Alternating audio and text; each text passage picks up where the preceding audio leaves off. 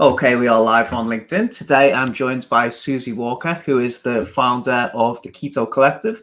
Keto Collective is a healthy keto snacking product.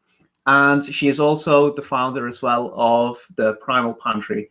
So Suzie, give us an intro into who you are, your background, and what you're up to now. Sure. So I'm Suzie Walker, so the previous founder of the Primal Pantry, which is a all-in-one on-the-go paleo snack brand. So my background's inherently always been in the food industry. So I started at Nestle, then went to Innocent, then went to Little Dish, then founded the Primal Pantry. That was acquired this time last year, actually, by Nurture Brands, which is a plant-based food portfolio of brands. And then very recently, last September, founded the Keto Collective, which is a range of keto on-the-go snacks. What would you say the main differences are in working for, because obviously you've worked for some big companies in the past. How is that different to what you're currently involved in now? I mean, and nothing compared to working for yourself, essentially. I always think it's good to start big and go small, learn all the processes, learn the ins and outs, learn from the businesses that have done well, learn the ones that make the mistakes. And then you're very sort of siloed in those businesses. You're either in a small role in the marketing team or a small role in the sales team. But you learn your team skills, you learn your sort of office empathy, etc. And then as you grow up, essentially, in the industry, you get smaller and smaller. You take on more responsibility, you take on more risk, you take on more failure. It's a whole different learning experience to go through. But I've always strongly believed, go somewhere big and then move somewhere small, and then start your own. So why keto? What made you specifically get in towards this niche? So when I left Innocent back in 2008, I retrained in nutrition. So it was retraining, it was training in nutrition and building nutrition practice and seeing clients on a one-to-one basis that I discovered the true sort of merits of both a paleo and a keto lifestyle. And this was 2010. So, the keto diet was completely unheard of at that stage. And it's very different to where we are today. And so I've always been a huge fan of, eating real food, eating low carb, challenging sort of the food that's already been sold in the food industry as healthy. And, for me, it's more than just a diet. Ultimately it's a lifestyle at the end of the day. And as we've all become more aware of it now, and it's not a taboo subject, and it's not oh geez, it's like the Atkins diet, etc., which is also a very effective regime. I felt that there was just nothing in the marketplace that sort of satisfied that need, where there was such huge demand for people looking to move into that lifestyle. Yep. Out of curiosity, because I remember when I first discovered keto, it was a very niche, taboo subject, and this was used as like a bodybuilding dietary approach about 15 years ago, predominantly. But since then, it's become more widely adopted as more of a health-conscious movement. Are you seeing, obviously, it becoming a lot more mainstream in that sense? So it's been as a lifestyle thing away from fitness as well. Yeah, definitely. I mean, it's probably the most Googled diet-related search term on Google. It's certainly one of the highest search terms on Amazon as well. And keto pages are popping up all over Facebook. So it's not people are not fearful of fats anymore, which was always the challenge 10 years ago. Absolutely, yeah. We're becoming more informed as consumers, really. We know how to question things. We know how to read past the marketing slogans on the food packets. So nice hair. Barry, never let your girlfriend cut your hair, or your wife. Okay, so let's talk about, because obviously you've got experience on both sides of the fence. So with your previous company, with the Primal Pantry, obviously I know you were really big in a lot of retail locations. What are the pros and cons of going down that route? I suppose the biggest pro is, realistically, the biggest pro is distribution and the ability for people to see you on shelf. So there's the sheer amount of traffic. It obviously depends where you are, which retailer you're in, how it matches closely to your audience, where you are in store, and how likely they're going to be visible in store, and what you're next to in store. So there's lots of different factors. So there's more than just the vanity side of I've got a Tesco listing. There's a hell of a lot more to it than that, really. And, so the biggest pro would be more than just volume. It depends whether the market's there for it or not to generate the volume, but really it's the visibility. It's the ability for people to see you on shelf. And there's an element of credibility that you have as well when you're sold in the supermarket. Cons, it's expensive. It's very fickle. You're really beholden to the decisions of the buyers and their merchandising teams. You will find that it's very, very, very, for a small startup, it's very, very costly to fulfill potentially what could be the first order. Because if you've got a buyer that's incredibly excited about launching it, suddenly you've given 500 stores and you don't have a single penny to buy the stock. So, in the Primal days, we would have to take out a loan to fulfill what was our first Tesco listing. And actually, if we always found then, and less so now because supermarkets have changed sort of their ranging criteria. So there's sort of less new brands sort of hitting the fixture as there was back in 2014. But it was almost easier to get in than it was to stay in.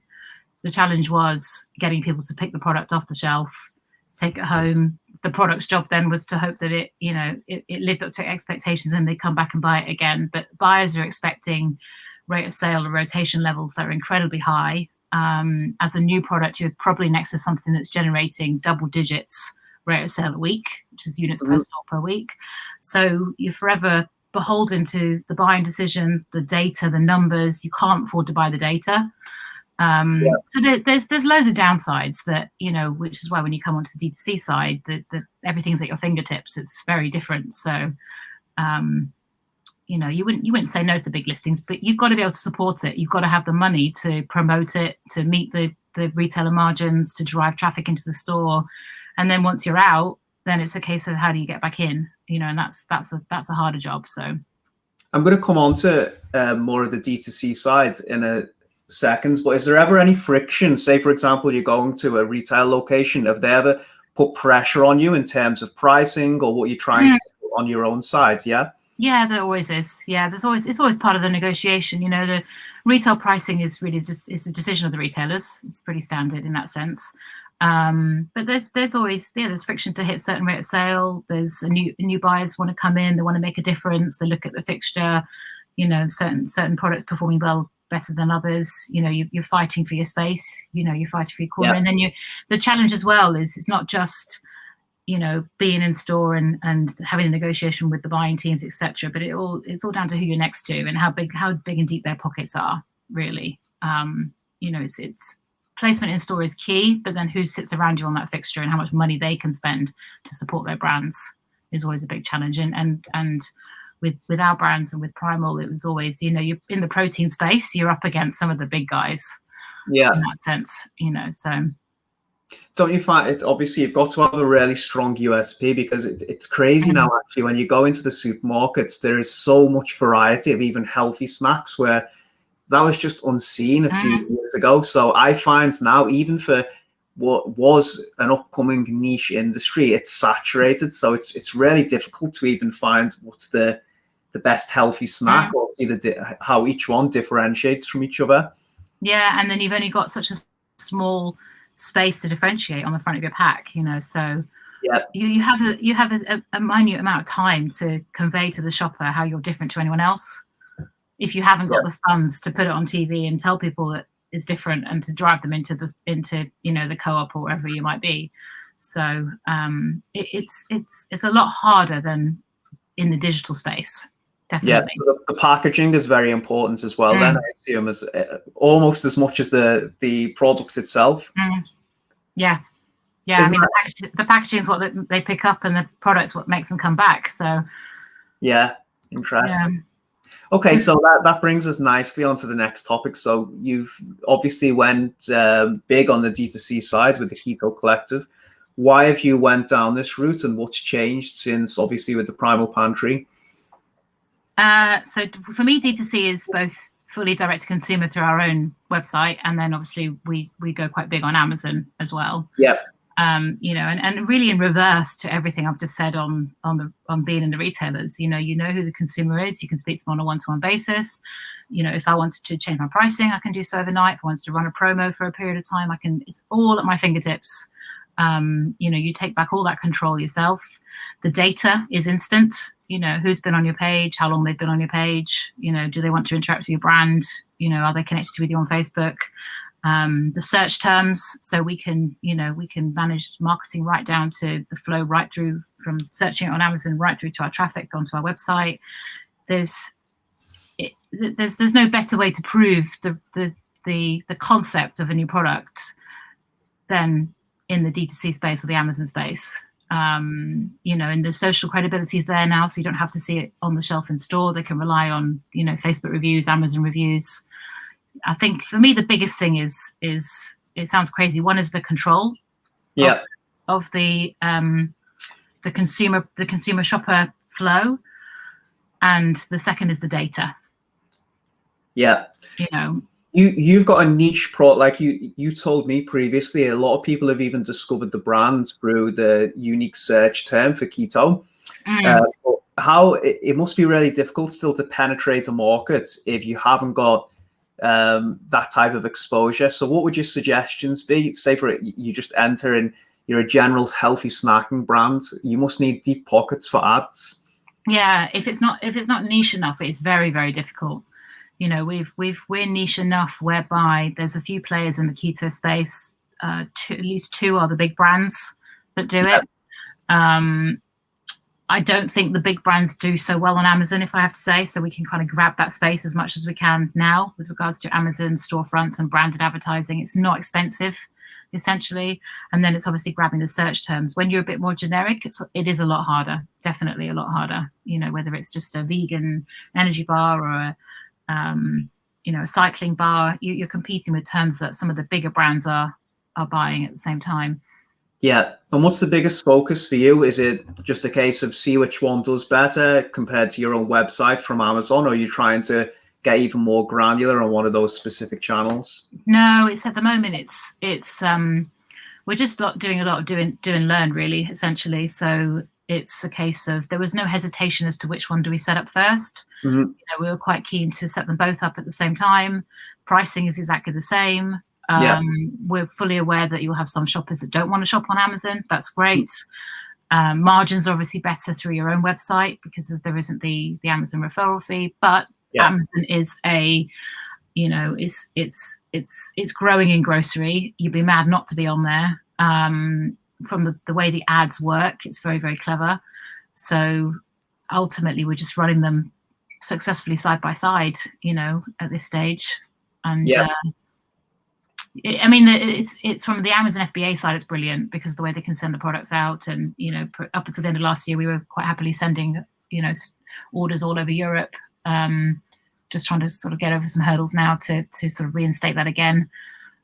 But otherwise, it's there isn't a benefit. The only benefit of the Shopify side and the D2C side, obviously, is the element of data. And obviously there's the margin side of it as well, and the ability to sort of you have that consumer. The consumer is, I don't like to use the word term, it's not really yours, but it is essentially that data is yours, whereas on the Amazon side it's not yours, but you can't say no to that, that pull that Amazon has of shoppers, essentially. Yeah, it's a huge pull. And I'm speaking to the concierge downstairs actually in my building, because you made a joke before saying this is the first time you haven't had an Amazon package delivered in a month or so every day. That convenience is just unparalleled, and it's hard to see who can really go in and swipe that from people who just enjoy, especially in the UK. It can be the same day delivery sometimes. Yeah, which makes it challenging on the D2C side, from a customer service side, because consumers expect, quick delivery, free delivery, fully tracked delivery. If it's gone are the days, I think, where you would contact, support of a brand and expect the answer on a working Monday. If you contact on the weekend today, we want responses 24/7. So from a D2C side, we're dealing with people that are sort of trained in the Amazon shopping sphere of now. Yeah, so the expectations are really high. Thank you very much, Orkin. Nice to see you watching. Okay, so let's talk about specific marketing channels then that have helped propel that growth. What have you been focusing on? And I know we've just had a quick conversation before we started the call. You can tell us a little bit about that if you want as well. Yeah, they might ban me completely